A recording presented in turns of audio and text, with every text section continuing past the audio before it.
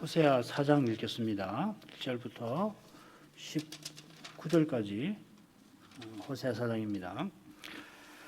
이스라엘 자손들아 여호와의 말씀을 들으라. 여호와께서 이 땅 거민과 쟁변하시나니 이 땅에는 진실도 없고 인애도 없고 하나님을 아는 지식도 없고 오직 저주와 사위와 살인과 투절과 간음이요 강포하여 피가 피를 뒤대임이라. 그러므로 이 땅이 슬퍼하며 무릇 거기 가는 자와 들짐승과 공중에 나는 새가 다 쇠잔할 것이요 바다의 고기도 없어지리라. 그러나 아무 사람이든지 다투지도 말며 책망하지도 말라. 내 백성들이 잿상과 다투는 자 같이 되었음이니라. 너는 낮에 거치겠고 너와 함께 있는 선자는 밤에 거치리라. 내가 내 어미를 멸하리라. 내 백성이 지식이 없으므로 망하는도다. 네가 지식을 버렸으니 나도 너를 버려 내 제사장이 되지 못하게 할 것이요 내가 내 하나님의 율법을 잊었으니 나도 내 자녀들을 잊어버리리라. 저희는 번성할수록 내게 범죄하니 내가 저희의 영화를 변하여 욕이 되게 하리라. 저희가 내 백성의 속죄 제물을 먹고 그 마음을 저희의 죄악에 두는도다. 장차는 백성이나 제사장이나 일반이라. 내가 그 소행대로 벌하며 그 소위대로 갚으리라.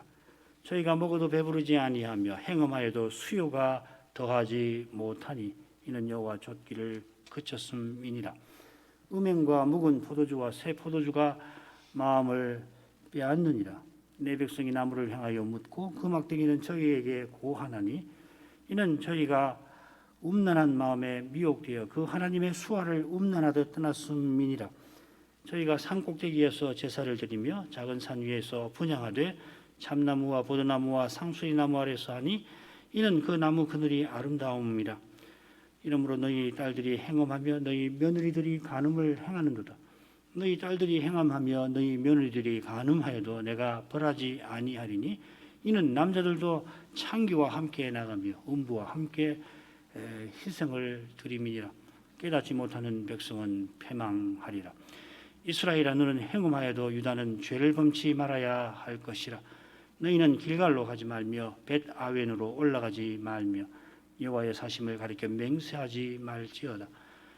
이스라엘은 완강한 암소처럼 완강하니 이제 여호와께서 어린 양을 넓은 들에서 먹임같이 저희를 먹이시겠느냐.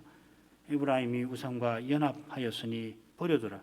저희가 마시기를 다 하고는 행음하기를 마지 아니하며 그 방백들은 수치를 기뻐하느니라. 바람이 그 날개로 저를 쌌나니 저희가 그 재물로 인하여 수치를 당하리라. 여기까지입니다.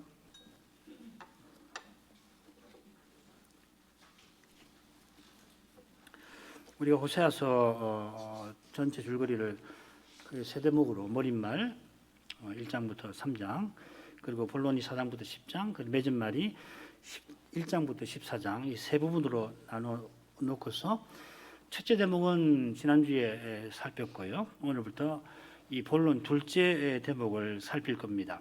이 둘째 대목이 본론이라 긴데 크게는 둘로 나눌 수 있습니다. 그래서 본론 1, 본론 2 나눌 텐데 4장부터 7장까지 그리고 8장부터 10장까지 나눌 수 있습니다.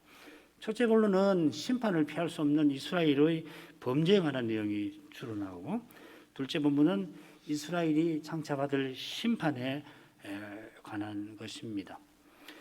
먼저 첫째 본론 4장부터 7장까지 줄거리를 간단히 보지요. 아마 다들 읽어보시고 아실 텐데 6장 1절부터 3절에 오라 우리가 여호와께로 돌아가자 하는 그 노래 있잖아요.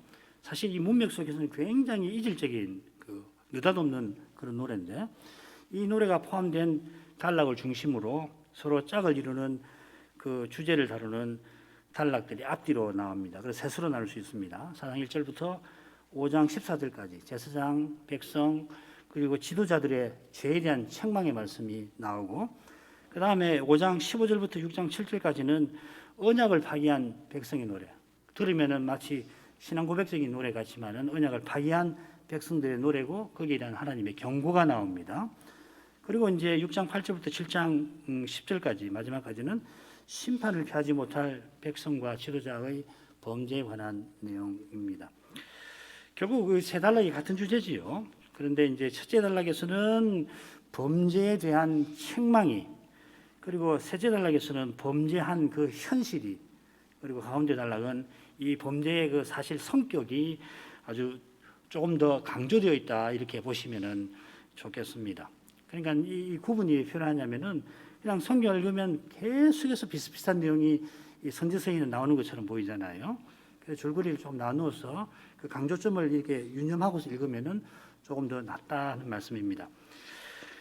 이스라엘의 범죄를 참 상세하게 다루고 있는데 이 선지자의 심정이 어떨까 짐작을 좀 해볼 만할 겁니다. 선지자의 심정이 실은 여호와의 심정을 깨닫는 데서 나왔을 겁니다. 만일에 여호와께서 조금이라도 이 사람처럼 행하셨다면은 이런 성경이 기록됐을 리도 없고, 어거스틴 말대로 모든 사람은 이미 지옥에서 영원한 형벌 아래 다 있을 겁니다. 그처럼 우리가 자기 백성의 죄에 대한 하나님의 심정을 조금이라도 헤아린다면은 그리스도를 통한 구원의 은혜를 전부로 여길 것입니다. 그리스도를 얻었으면 다 얻은 것이지, 그리스도를 얻었다고 하는데 또 뭐가 부족해가지고 뭘 추구해 나가는 그런 일을 하지 못할 것입니다. 그리스도께서 우리에게 절실한 전부, 있어야 할 전부이심을 고백하게 될 겁니다. 첫 번째 부분 가보시죠. 4장 1절부터 5장 14절까지입니다. 자꾸 줄거리가 나오니까 그냥 내용만 간단하게 말씀을 드립니다. 셋으로 나눕니다.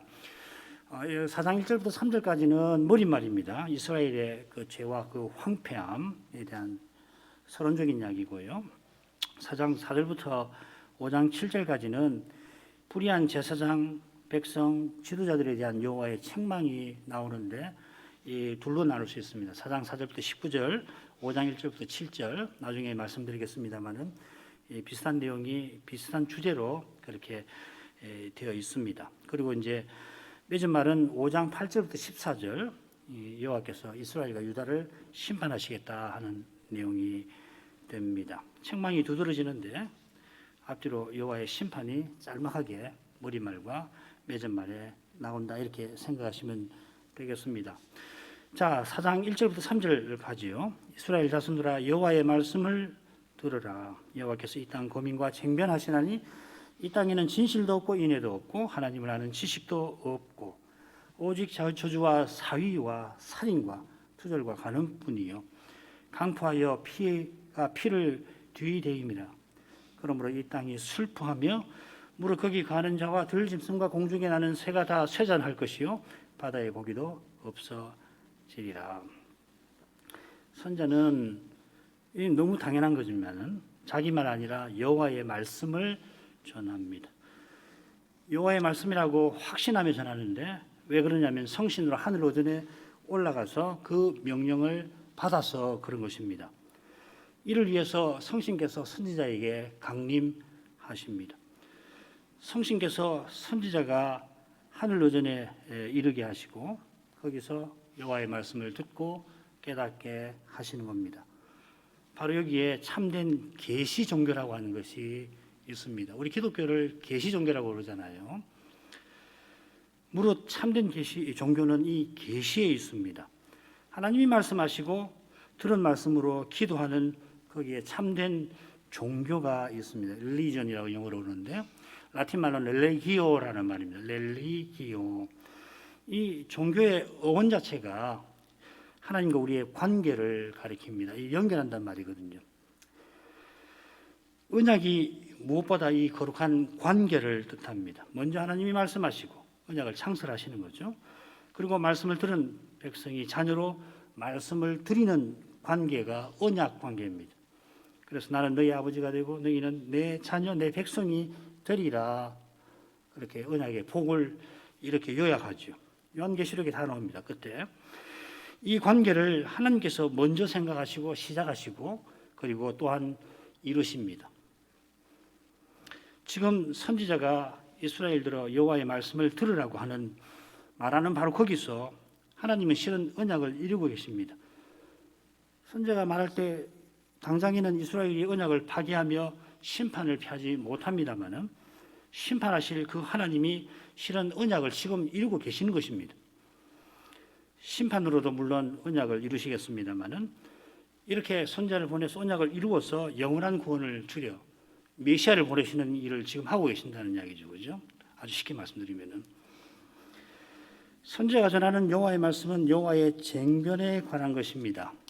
여호와께서 쟁변하신다 했는데 원문을 그때 평평하게 번역하면은 쟁변이 여호와께 있다 이렇게 되어 있습니다. 이 쟁변이라는 말 히브리 말로 위브라는 말인데 이걸 선지자들은 신학자들은 언약 속성이라 그렇게 해석들을 합니다. 지금은 뭐 삼권 분립이죠. 몽테스큐에 이후에 삼권 분립이라 입법부, 사법부, 행정부가 이렇게 권력이 나눠져 있지만은 당시 왕이 삼권을 행사하였습니다. 그처럼 실은 그보다 더욱 여호와께서 율법을 내리시고 입법이죠. 재판하시고 사법 그리고 형을 집행하십니다. 행정. 여호와께서 모세를 쓰셔서 율법을 내리셨고 선자를 보내어 언약 소송을 벌이시고 그처럼 친히 심판을 집행하기도 하십니다. 친히 하시기도 하고 종들을 쓰시기도 하고 그렇습니다. 여호와께서 선자를 통하여 이 땅 거민과 직접 집행하신다는 것은 이스라엘 멸망을 가리킵니다. 여호와께서 선자를 통하여 이 땅 거민과 소송하십니다. 이 땅에 거하는 이들이라고 되어 있는데 언약 백성이죠. 그래서 이 땅은 언약의 땅이고 이 거민은 이 땅을 기업으로 받은 사람들입니다. 이 땅은 여호와께서 율법의 정신을 이루라고 주신 땅이고 이 땅에서 그들은 제사장나라와 거룩한 백성의 사명을 이루어야 합니다. 이 사명을 잘 이루라고 여호와께서는 햇빛과 비를 고루 내리시고 특별히 외적에게서 보호하십니다. 그런 사랑과 은택 위에서 여호와께서 자기 백성이 거룩한 사명을 이루는지 살피십니다. 이스라엘이 그 사명을 힘써 이루면은 예를 들면 다윗 시대 같이 하나님께서 약속하신 복을 풍성하게 내리시겠습니다만은 만일 율법을 범하고 우상을 섬기면 호세아 시대 같이 그러면은 언약의 저주를 경고하십니다. 이것이 언약 소송 쟁변입니다. 여호와께서 다시금 1절 하반절에 이 땅이라 하시면서 진실인에 하나님 아는 지식이 없다고 고소 내용을 소송할 때 고소하는 내용을 밝히십니다. 진실 헤세드죠. 아니 바뀌었습니다. 진실이 에메트고 인애가 헤세드죠. 이 진실과 인애는 언약 백성이 하나님과 정당한 관계를 맺는 그 심정과 태도와 심정이라고 보시면 좋겠습니다. 뭐 그게 그것인데 진실한 것이 태도라고 하면은 인애는 심정이라고 보면 좋겠다 하는 겁니다. 이 진실과 인애는 마치 동전의 양면처럼 정당한 언약 관계를 이렇게 저렇게 가리킵니다. 그래 굳이 설명을 하자면 진실은 언약을 성실히 지키는 거고 인애는 그 언약의 정신인 사랑을 품고 드러내는 것입니다. 그처럼 인애와 진실은 언약의 하나님의 그 성품을 가리킵니다. 신명기 7장 9절 뭐 대표적이죠. 신실하신 하나님, 인애를 베푸시는 분 이렇게 나와있죠. 여기 신실 인애. 뭐 출애굽기 34장이지요. 여호와로라 나는 인자시고 진실하신 하나님이라 친히 자기 이름을 그렇게 반포하셨죠. 하나님께서 신실하시니 이스라엘이 신실할 수 있고 하나님께서 인애를 베푸시니 그 사랑이 이스라엘들을 사랑하게 만듭니다. 하나님께서 신실하시고 인애를 베푸시는 것이 바로 단연 거룩한 영광을 드러내시는 것이죠. 영광은 하나님이 자기를 드러내시는 것인데 특별히 인애와 진실을 드러내시는 것을 가리킵니다. 그 영광이 언약 백성을 변화시킵니다. 그것을 보여주는 좋은 가장 극적인 단적인 예가 뭐냐면 모세가 시내산 정상에서 여호와의 영광을 40일 동안 뵙고서 내려올 때 그 얼굴이 광채가 난 그 일입니다. 여호와께서 인자하시고 진실하신 분이라 모세가 그처럼 백성을 대할 수 있었던 것입니다. 회막을 담 바깥에 세워놓고 백성을 중보했죠. 그와 같이 고라무리가 그렇게 무서운 심판을 받았는데도 그걸 본 백성들이 이튿날이든가요, 놀랍게 원망하여서 여호와께서 자기 백성을 멸해버리겠다 하실 그때 말입니다. 그때 모세가 회막을 바라본즉 영광구름이 회막을 덮는 그 광경을 봅니다. 이 성막이라 하지 않고 회막이라고 했고, 그 회막을 보니까 영광구름이 회막을 덮는 그 광경을 보고서 여호와께서 이런 백성도 여전히 함께 하시려고 하는구나, 그걸 확신하고서 그 전염병이 퍼질 때 아론들어 백성을 구할 방책을 내고 그걸 행하라고 했지요. 이런 내용에 비추어서 하나님을 아는 지식이라는 말을 살펴야 할 겁니다. 모세가 회막을 덮고 있는 영광구름을 보고서 여호와께서 자기 백성을 여전히 사랑하시는구나 깨달았습니다. 그 깨달음이 모세대로 백성을 사랑하는 마음을 더욱 품게 만든 것입니다. 여호와의 인애의 영광이 모세 안에 인애를 불러일으키고 이미 있던 그 인애를 더욱 뜨겁게 한 겁니다. 우리가 말씀 깨닫는 일이 바로 이런 것입니다. 바울 사도가 고린도후서 3장에서 주의 영광을 보는 것이라고 설명을 했지요. 구약 성경에서 이 사도가 그리스도를 전할 때 그 전하는 말씀에서 주의 영광이 나타납니다. 말씀을 순수하게 전하는 이것 자체가 주께서 하시는 일이라 그런 것입니다. 즉 그리스도께로 돌아온 이들은 마치 수건을 벗은 얼굴로, 그러나 직접 보는 것은 아니고 청동 거울로 보는 것처럼 나타난 주의 영광을 봅니다. 보면은 그 영광이 말씀 듣는 이로 하여금 주의 형상으로 변화되게 합니다. 부활하신 주님을 닮게 하는 것입니다. 닮은 만큼 주님께서 대하듯이 형제를 사랑으로 대할 것입니다. 달리는 사람 바뀌지 않습니다. 1000년 만년이 지나도 사람은 그대로입니다. 우리가 은혜를 받았다 할 때 은혜를 마치 갖고 있는 소유처럼 생각하면 안 됩니다. 계속 은혜를 누려야 해요. 그래야지 다르지. 은혜를 받았더라도 잊어버리고 행하면은 그냥 안 믿는 사람처럼 행하기도 얼마든지 할 수 있는 거 아니에요. 항상 주의 영광을 배워야 됩니다. 성신께서 말씀과 더불어 역사하신다 하는 우리의 고백이 바로 이것입니다. 말씀과 강설에서 성경과 강설에서 주를 들어야 합니다. 주님 말씀을 들어야 합니다. 참된 믿음은 이런 들음에서 나고 들음은 그리스도의 말씀으로 말미암습니다. 이런 믿음이 지금 호세아가 말하는 하나님을 아는 지식입니다. 이 믿음이 바로 은혜의 수단, 곧 그리스도의 생명을 받는 수단입니다. 지금도 그렇지만 구약 백성도 똑같아요. 이 점에서는. 이것은 말씀이 은혜의 방도라고 하는 것과 같은 거죠. 실제로. 성신께서 말씀과 더불어 역사하셔서 믿음을 일으키고 견고하게 하시는데, 이 믿음으로 그리스도와 연합된 신자가 그리스도로부터 생명을 받는 겁니다. 받은 생명을 살아내어 그리스도의 지체들로서 함께 그리스도의 몸을 이루는 것입니다. 그리스도의 몸을 이루고 몸으로 서나가는 이것이 호세아가 말한 네가 나를 알리라, 호세 2장 20절에 사신 바로 그 내용입니다. 너무 신비한 거죠, 그죠? 그러니까 여호와와 이스라엘이 부부관계처럼 그런 친밀한 관계를 맺는데, 장차는 그걸 넘어서는 관계를 말씀하시고, 그 넘어서는 관계가 바로 그리스도와 우리의 관계라고. 그리스도의 생명을 우리가 받아가지고서 그 생명을 우리가 서로 살아내는 거 아니에요. 얼마나 신비합니까? 이 부부관계를 뛰어넘는 거거든요. 에베소서에서 그리스도와 우리의 관계를 신랑과 신부로 그렇게 말하지만은 그보다 더 친밀한 관계라고요. 이게 교회라고요. 그리스도의 몸으로서의 교회. 하나님을 아는 지식이 없다는 것은 결국은 하나님 영광을 보지 못한 것입니다. 하나님을 바르게 예배하지 못한 것입니다. 지금 그 다음 주제로 이어집니다. 제사장 주제로. 급기야는 우상을 섬기는 겁니다. 하나님 영광을 뵙지 못하니까 인애와 신실이 나올 수 없죠. 대신 뭐가 나오느냐? 죄와 악밖에 없는 인간에게서 나오는 것들이 나옵니다. 저주, 사위, 살인, 투절, 간음을 내놓습니다. 저주는 아마 이 거짓 맹세일 겁니다. 호세아 10장 4절에 똑같은 말이 나오는데 거기 거짓이란 말이 함께 나옵니다. 거짓 맹세를 바라여 언약을 세우니, 우상 섬기는 걸 이야기하는 겁니다. 그러니까 여호와 아닌 다른 신을 섬기겠다는 맹세이지요. 자, 이런 맹세가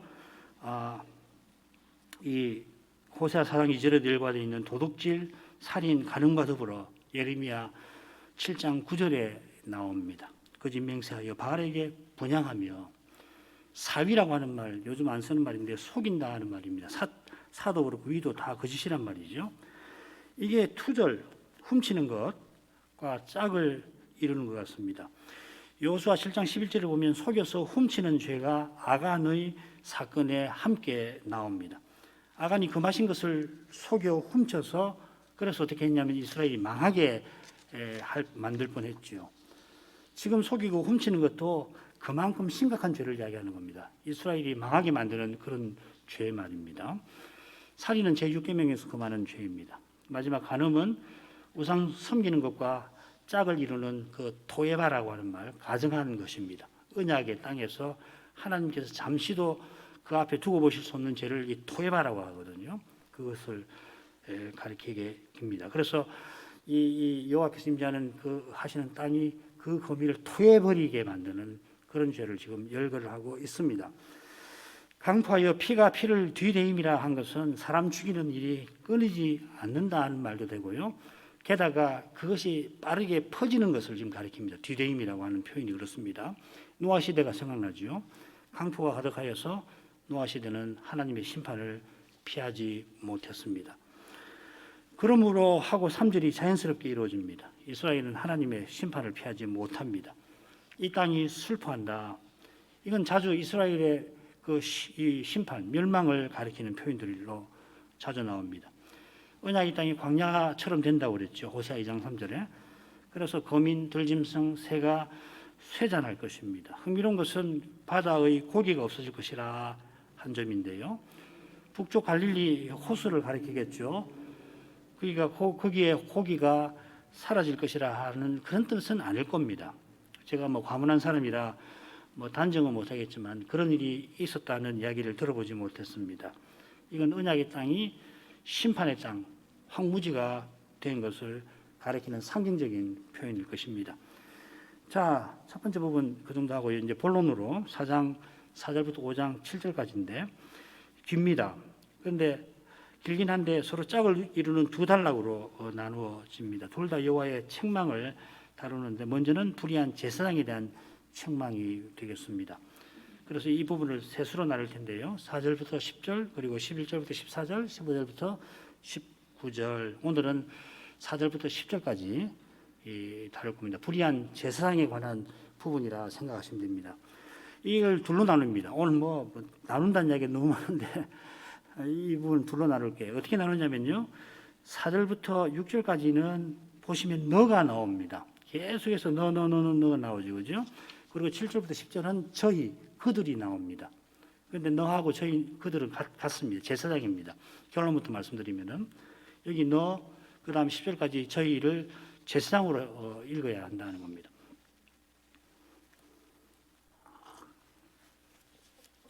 너를 책망하시는데 제사장입니다. 보면은 나도 너를 버려 내 제사장이 되지 못하게 할 것이라. 거기서 너가 제사장이라는 것을 짐작할 수 있죠. 하나님께서 4절에 그러나, 이 실로라고 해야 됩니다. 실은 그러나 하시며 아무도 언약 소송을 벌이지 말라고 하십니다. 이 다툰다는 말이 1절의 쟁변과 같은 말입니다. 리브라는 말입니다. 여호와께서 친히 언약 소송을 행하겠다, 쟁변하겠다 하셨으니 아무도 그 일을 마투리하지 말라 하는 것입니다. 하나님께서 그 일을 위해서 선지자를 세우셨으니 선지자가 물론 합니다마는 선지자도 하나님이 쓰시는 도구에 불과합니다. 만일 자기가 도구인 것을 잊어버리고 자기가 백성의 죄를 스스로 다루려고 하면은 분수에 넘치는 일을 하는 겁니다. 그래서 이 그러나보다 실로가 나은 것 같습니다. 그 다음 이어 나오는 이 내용이 4절에 후반절에 우리말로는 내 백성들이 제사장과 다투는 자 같이 되었습니다. 이게 번역하기 대단히 어렵습니다. 우선 내 백성이라는 표현이 다소 느닷없습니다. 그래 이제 복잡한 이야기 다 제쳐놓고 결론만 이야기를 하겠습니다. 여러 영역본, 특별히 ESV나 이런 데 보면 뭐라고 되어 있냐면요. 내가 너와 다툼이라 내가 너와 쟁변함이라 제사장이여, 이렇게 번역을 할 수 있습니다. 우리 번역하고 많이 다르죠, 그죠? 이렇게 번역을 해도 약점은 있긴 합니다만 문맥에 잘 어울립니다. 반면에 우리 한글 개역 성경대로 새기면은 백성이 이 제사장과 다투고 있으니 누가 나서서 다툴 필요가 없다 하는 뜻이 됩니다.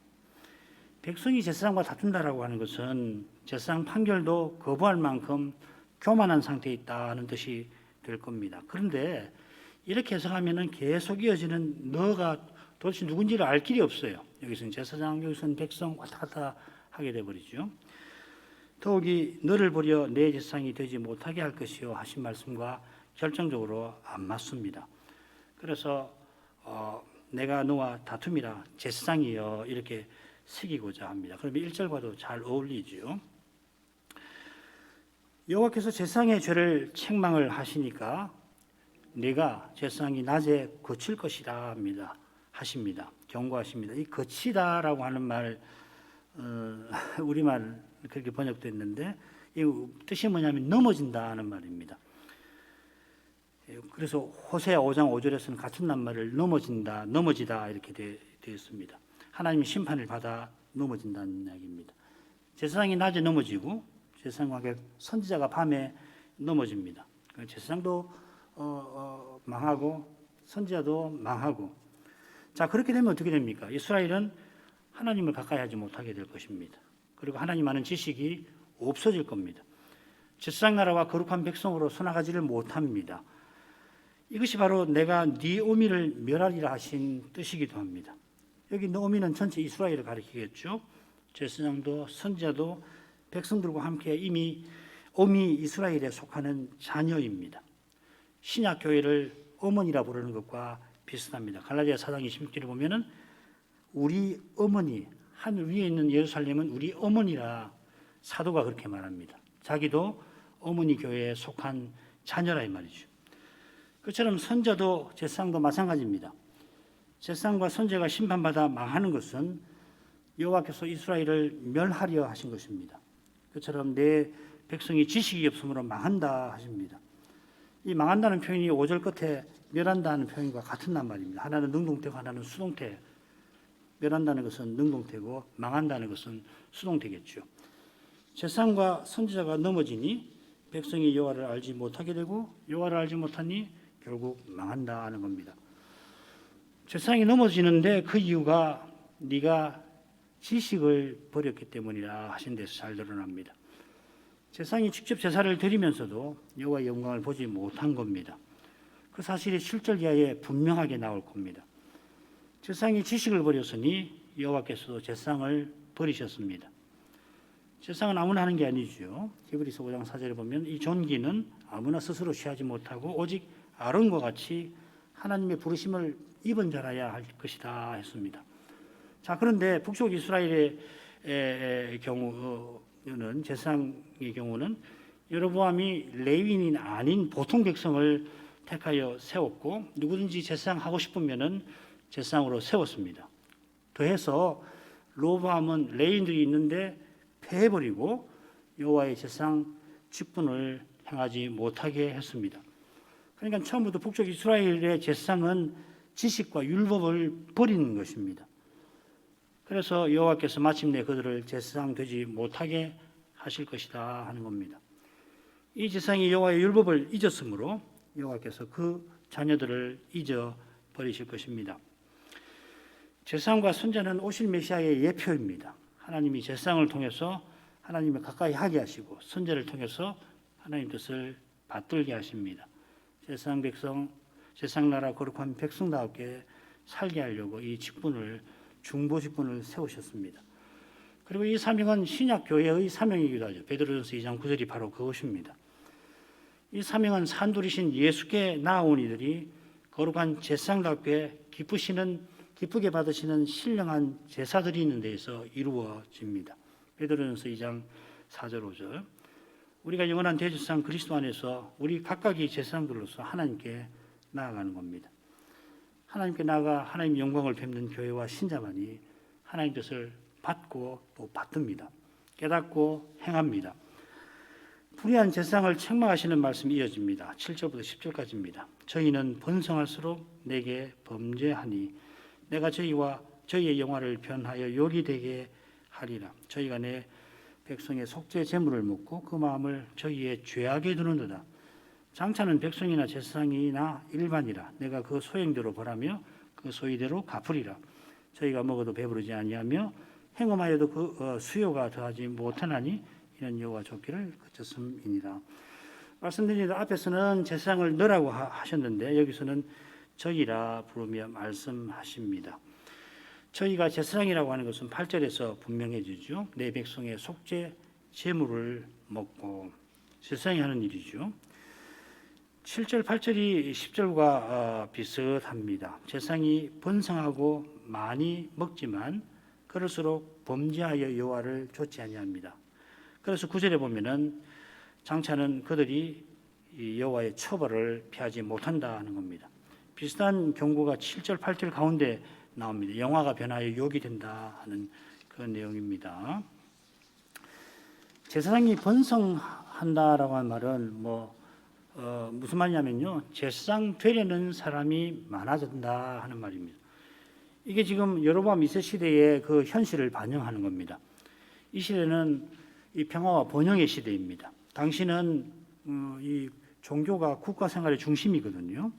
그러니까 국가의 번영은 뭘 보면 알 수 있냐면은 종교 활동을 보면은 그 나라가 얼마나 번성한가를 알 수가 있거든요.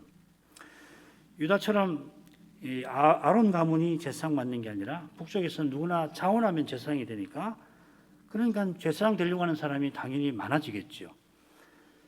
제사장이 많아지는데 그만큼 그들이 여호와께 범죄합니다. 이것은 여호와께 제사를 잘못 드렸다는 것도 되고, 10절에 보면은 우상에게 제사장들이 드린 것을 가리키기도 하는 것 같습니다. 8절과 10절에서 그 내용을 설명하겠습니다.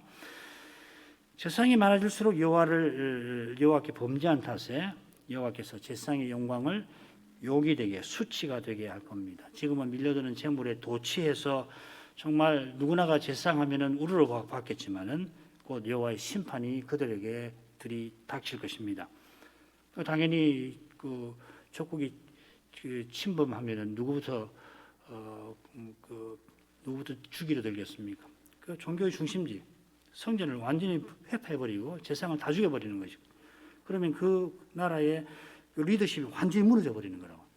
그래서 그 사무엘 상에도 보면은 그 언약궤를 뺏길 때 보면 그 블레셋이 실로로 쳐들어가 가지고 다 죽여버려요. 그게 이제 시편에 나온다고 말씀드렸죠, 그죠? 그건 수선이 그렇습니다. 왜냐하면 종교가 그 국가의 중심이니까 리더십이 거기 집중돼 있거든요. 마찬가지로 삼손이 죽을 때 보면은 무슨 신상이죠? 다곤 신상에 이 블레셋 5대 방백을 비롯한 모든 리더십이 거기 다 모여 있었거든요. 그래서 그 다곤 신당의 기둥을 안고 이 삼손이 죽음으로 해가지고 무슨 일이 생기냐면 블레셋 5대 도시국가의 모든 리더십이 한날에 다 죽어버린 거예요. 이게 굉장한 사건입니다. 그래서 이스라엘이 안 망하고 이 사무엘을 통해서 살아남을 수 있던 이유가 바로 그겁니다. 안 그랬으면 이스라엘은 아마 땅에서 사라졌을 겁니다. 지금 그것입니다. 그들이 내 백성의 속죄제물을 먹는다 하셨습니다. 백성이 드리는 속죄제물은 기름 빼고 모든 고기가 제사장에게 돌아가지요.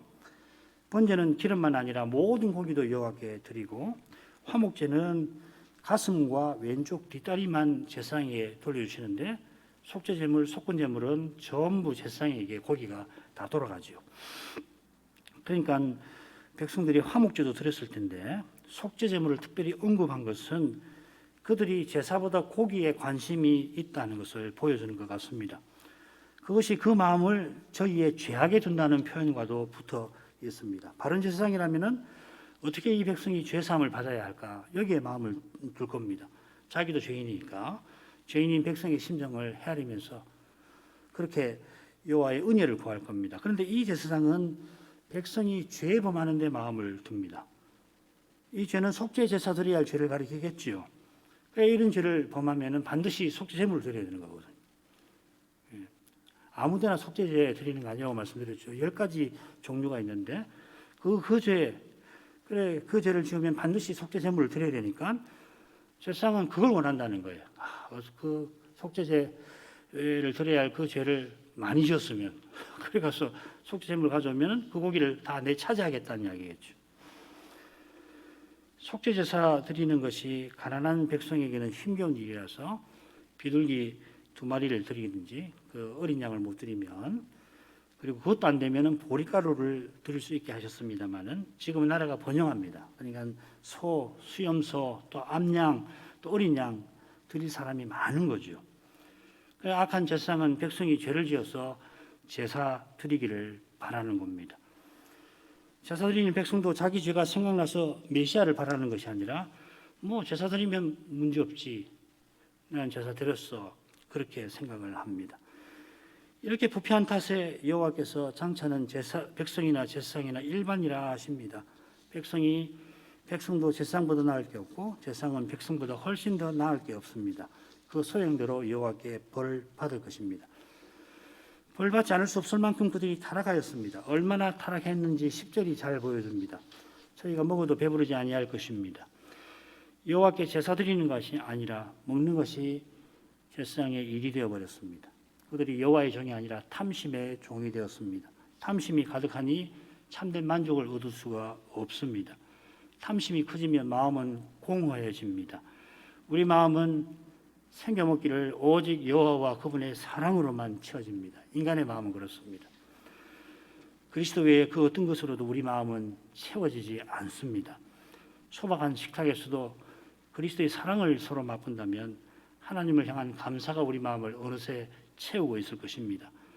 그러나 타락한 제사장은 넘쳐나는 음식에도 탐심에 더욱 사로잡힙니다. 그래서 그들이 급기야는 행음을 합니다. 이 행음이라는 거 다음 시간에 보겠습니다만은 이 가나안의 그 성창 제도를 이 북쪽 이스라엘 제사장이 따른 것 같습니다. 11절부터 14절에서 상세히 나올 겁니다. 이 성창 제도라고 하는 것은 뭐냐면 바알과 아세라의 제사장이 그들이 섬기는 그 신전에서 제사를 드리는 제의를 하는 중에 우상 섬기는 백성들과 성행위를 해서 개인과 가정과 백성의 번영을 추구하는 겁니다. 제사장이 창의 노릇하는 것입니다. 남자나 여자나. 참 입에 담기도 부끄러운 그런 죄인데 북쪽 이스라엘 제사장이 행한 겁니다. 타락의 극치라고도 말할 수가 있을 겁니다. 그런데도 수요가 더하지 못할 겁니다. 여기 수요가 더한다는 말, 그 히브리 말로 파라츠라는 말인데 이게 뭐냐면 언약의 자손이 땅의 티끌처럼 많아진다 할 때 쓰는 표현입니다. 그러니까 언약의 복을 가리키는 표현이겠죠. 먹을 게 많으니 제사장의 수가 많아집니다만은 그 행음은 복이 아니라 여호와의 저주를 받아 마땅한 죄입니다. 저주를 피할 수 없는 이유가 결국 여호와 좇기를 그친 데 있습니다. 여호와를 버렸다 하는 말입니다. 여호와를 버리고 우상을 쫓아간 것입니다. 그만큼 하죠.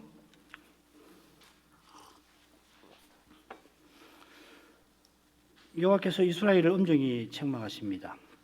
언약의 땅인데 신실도 인애도 없습니다. 이는 신실하시고 인애하신 여호와의 영광을 언약 백성이 뵙지 못했다는 겁니다. 제사장의 제사에서 여호와의 영광이 나타나서 영광을 뵙고 백성이 여호와를 닮게 됩니다. 모세가 고라 사건에서 그 회막을 덮고 있는 영광 구름을 보고서 여호와께서 저렇게 고라처럼 반역하는, 고라는 멸해버리셨잖아요. 그런 백성을 여전히 사랑하신다는 것을 깨달았습니다. 그 깨달음에 모세의 마음은 백성을 구할 심정을 품게 됩니다. 모세가 여호와보다 사랑이 많을 리가 없죠. 성경을 읽으면 정말 모세가 더 사랑이 많은 것처럼 그렇게 읽히는데 어림없는 이야기잖아요. 그처럼 여호와의 사랑을 맛보지 않고는 모세가 백성을 사랑할 수 없습니다. 마찬가지로 이스라엘 백성이 인애와 진실을 나타내지 못하는 것은 하나님을 예배하는 일에 심각한 문제가 발생한 겁니다. 이것이 제사장을 엄중히 책망하시는 말씀으로 이어집니다. 이 제사장은 여로보암이 자기 권력을 공고하게 하려고 여호와의 제도를 거슬러 세운 사람들입니다. 누구라도 자원하면 제사장으로 세웠습니다. 게다가 여로보암은 심지어 레인을 피해서 제사에 봉사하지 못하도록 막았습니다. 그런 제사장이니 처음부터 제사를 바르게 드리지 못했는데 여로보암 2세 때 이스라엘이 가장 번영한 시대를 맞이하자 제사장이 본색을 더욱 드러냅니다. 고기의 마음이 빼앗겼습니다. 그처럼 백성이 죄를 자꾸 지어서 속죄 제물이 많아지기를 바랐습니다. 이러니 심판을 피할 수 없지요. 그러나 이런 백성도 하나님이 여전히 사랑하십니다. 그 사랑이 있어 여호와께서 마침내 여호와의 종이 되어 이 세상에 오시고 우리를 위해 십자가를 지셨습니다. 이 사랑의 영광이 단연 바울 사도가 말하는 주의 영광에 속할 겁니다. 사도가 전한 대로 그리스도를 전하는 거기 주의 영광이 비칩니다. 이 영광을 보는 교회와 신자만이 그리스도를 담습니다. 달리 신자는 바뀔 수 없습니다. 옛사람이 죽었지만 다시 살아난 것 마냥 육신으로 행할 뿐입니다. 그만큼 하나님을 예배하는 일이 중요하고 예배에서 하나님 말씀을 주고받는 일은 가장 중요한 일입니다. 이 은혜를 우리가 늘 구해야겠습니다. 강단에서 말씀 전하는 목사님들과 말씀을 배우는 신학생들을 위해서 말씀 깨닫는 은사를 더해 주시기를 우리가 이 시간에 기도하도록 하겠습니다. 기도하겠습니다. 같이 기도하겠습니다. 거룩하신 아버지, 호세아 선지자를 통하여서 북쪽 이스라엘을 책망하신 그 말씀을 함께 살필 때 하늘아버지의 무한 자비하심을 다시금 깨닫게 하십니다. 미련한 우리 인생이 생각해 봐도 이스라엘이 도무지 심판을 피할 수 없을 만큼 그 죄가 곧 우리 인생의 죄가 참으로 깊고 심각한 것을 깨닫게 하십니다. 여호와께서 친히 여호와의 종으로 이 세상에 오셔서 이 무거운 죄책을 친히 담당하려 하셨던 까닭에 선지자를 통하여 책망의 말씀을 그들에게 엄중히 내리십니다. 심판을 준엄하게 경고하시면서도 그러나 계속하여서 주님의 사랑을 신비하게 나타내 주십니다. 심판하시는 하나님께서 실은 사랑하십니다. 이스라엘 죄를 엄중하게 심판하시는 이유가 그처럼 장차 대심판을 행하시는 것이 실은 이 무서운 죄를 영원히 없이 하시기 위함이고 그리하여서 인생이 영원히 하나님을 가까이 하여서 그 사랑의 영광을 영원히 배웁게 하려 하시는 데 있음을 알게 하십니다. 이런 사랑을 심판의 말씀에서 깨우치게 해주시고 그런 무서운 말씀에 비추어서 자신의 죄를 늘 깨달아 겸손히 주님의 은혜를 구할 수 있게 하옵소서. 그리스도의 십자가를 바라볼수록 하나님께서 죄인을 얼마나 사랑하시는지를 깨닫게 됩니다. 내가 용서받을 수 없는 죄인이어서 예수께서 십자가를 지셨음을 깨워주십니다. 내게 사랑받을 만한 그런 것이 조금이라도 있어 주께서 사랑해 주시는 것이 아니라 하나님의 공의에 비추어 볼 때 절대로 사랑하실 수 없는 그런 나를 하나님은 사랑해 주십니다. 이 사랑의 영광을 예배에서 뵙게 하십니다. 저희가 그리스도와 하나님을 모시게 그래 먼저 저희를 가까이 해 주셨습니다. 그처럼 저희를 늘 먼저 불러 하나님께로 나오도록 내게로 나오라 하십니다. 가까이 나와 주의 이름을 부를 수 있도록 먼저 아들을 세상에 보내셨고 사도들을 파송하셨습니다. 그처럼 성신께서 전할 말씀을 주시고 전한 말씀을 받게 하십니다. 전한 말씀이 드릴 말씀이 되게 하십니다. 드린 말씀을 아버지께서 기쁘게 받아주시고 그 기뻐하시는 뜻 가운데에서 주의 교회가 구하는 것을 친히 이루어 가십니다. 과연 우리를 그리스도 안에서 자녀로 삼으신 실정을 이뤄서 맛보도록 하십니다. 그처럼 고난 가운데에서 심지어 아바 아버지하고 부르짖어야 할 그때에 인생은 약해서 탄식하고 심지어 기도를 참아 잊지 못하게 되는 그러한 때 성신께서는 바로 그 사실에서 하나님 자녀로 삼아주신 그 생생한 증거를 일깨워 주십니다. 나와 같은 죄인이 성신의 감화로 말미암아 십자가를 앞두신 그리스도처럼 아바 아버지하고 부르짖으며 다만 주님의 뜻대로 이루어 주실 것을 나는 아무 상관없고 주님의 뜻대로 이루어 주실 것을 구하게 하신 것입니다. 이러한 기도를 하늘아버지가 듣지 아니하실 리 없습니다. 현실의 어려움에 짓눌려서 그런 생각에 때때로 이르지 못하게 될지라도 성신께서는 연약한 인생을 붙들어 주셔서 좌절과 낙담의 절벽에 추락하지 않게 하시고, 추락할 것 같은, 곧 죽을 것 같은 그러한 때에, 그때에 신이 소망과 구원이 되어 주십니다. 구원 얻는 일에 인생이 기여할 수 있는 것은 단 하나도 없고, 인생과 현실에서 나오는 그것은 무엇이든지 아무리 소망스러웠을지라도 결국은 절망해야 할 것을 더욱 깨닫게 하십니다. 주님의 영광의 거룩하심을 깨닫고서 영광의 주님, 거룩하신 하나님을 다만 찬송하게 만드십니다. 이러한 찬송을 저희가 한 마음으로 주께 늘 함께 드릴 수 있게 하여 주옵소서. 예수님의 이름으로 기도합니다. 아멘.